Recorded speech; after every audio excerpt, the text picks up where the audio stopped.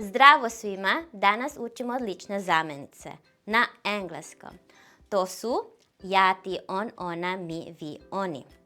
Koristite ih stalno, svaki dan, zato ih morate znati savršeno.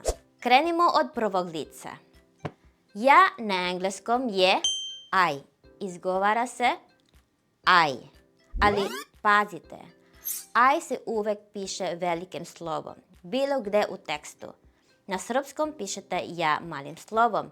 Na engleskom uvek veliko I. To je pravilo, zapamtite ga. I još nešto veoma važno. Na srpskom čitate kako je napisano. Vidite ja, kažete ja. Na engleskom nije tako. Ne čita se kako se piše. Vidite slovo I, ali ne kažete i. Kažete I. Morate se navići na ovo. Kad vidite I, odmah u glavi neka bude I, automatski. Ovo važi za skoro ceo engleski. Mi na engleskom je we. Izgovara se we. Zvuči slično kao vi na srpskom. Samo jedna razlika. Prvo slovo je engleski glas w. Nije isto kao srpsko v.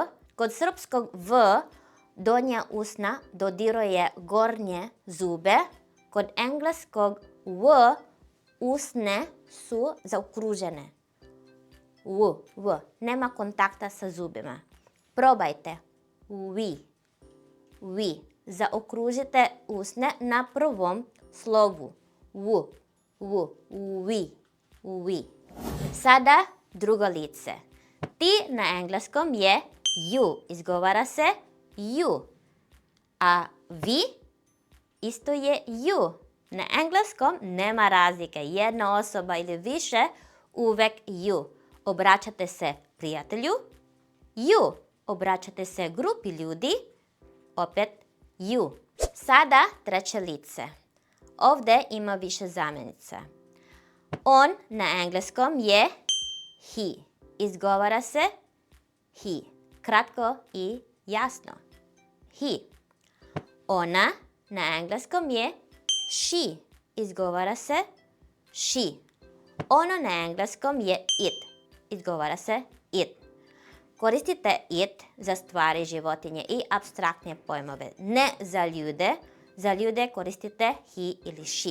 I na kraju oni. Na engleskom je they. Izgovara se they. Kao they na srpskom. Sad, ovdje morate da obratite pažnju. Engleski ima glas th. To je poseban glas. Ima više varijanti kako se izgovara th. Ali za they izgovarate ga kao d. Samo mekše. Ne kao srpsko d koje je jako i oštro, nego mekše, blaže. Jezik ide između zuba. The. Probajte. Stavite jezik lagano između zuba i kažite d. Ne pritiskajte jako. Neka bude meko. They. Vežbajte ovo. They koristite za grupu ljudi, za grupu stvari, za sve u množini. Na srpskom imate oni, one, ona. Na engleskom, bez obzira na rod, uvek je they. Ajde da ponovimo sve. Ja, I, ti ili vi, you, on, he, ona, she, ono, it, mi, we, oni, they. Naučite ih na pamet. Sada prelazimo na glagol to be. Na srpskom to je biti. Izgovara se to be. Na srpskom imamo sam, si, jesmo, ste, su. Na engleskom samo 3 oblika. Am, is, are. Ajde da vidimo kako se koriste. Am koristite samo uz I. Samo za prvo lice jednine. I am. Izgovara se I am.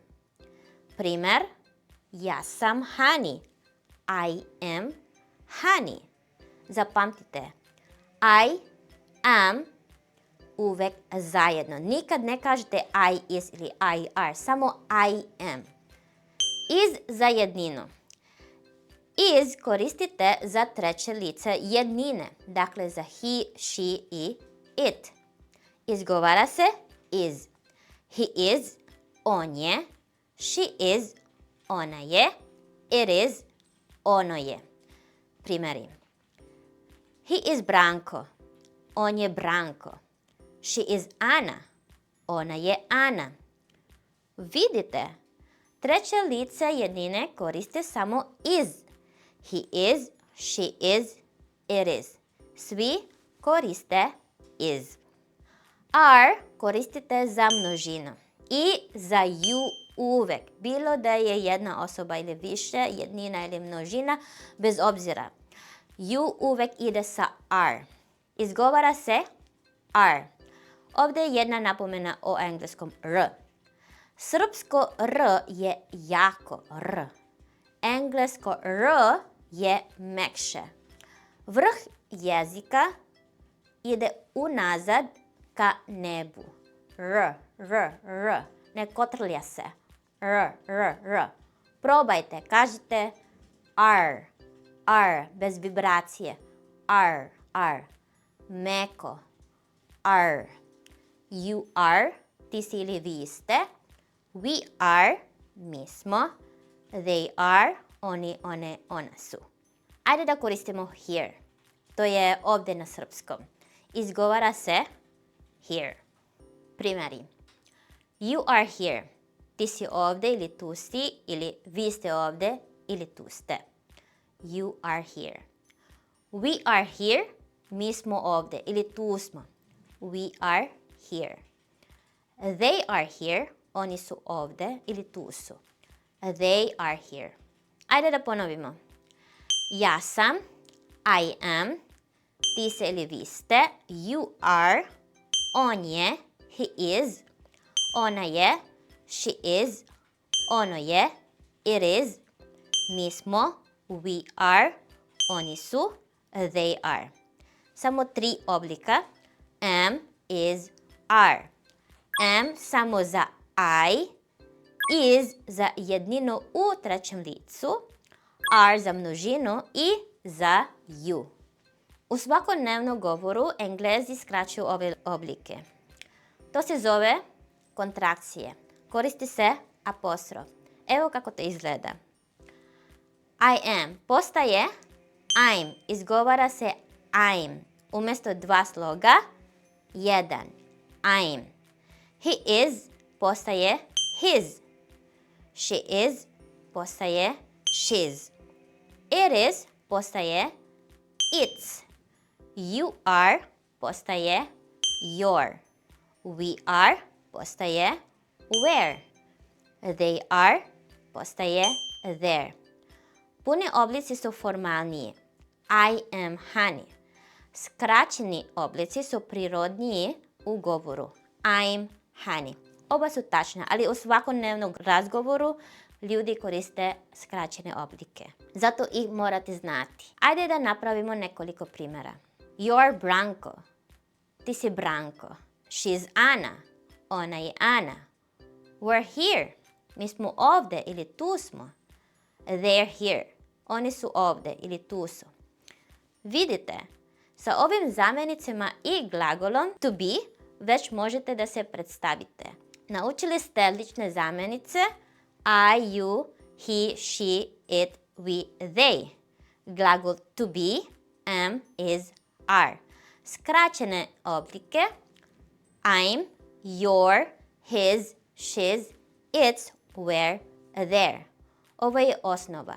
Sve što učite dalje gradi se na ovome. Zato ovo dobro naučite pre nego što pređete dalje.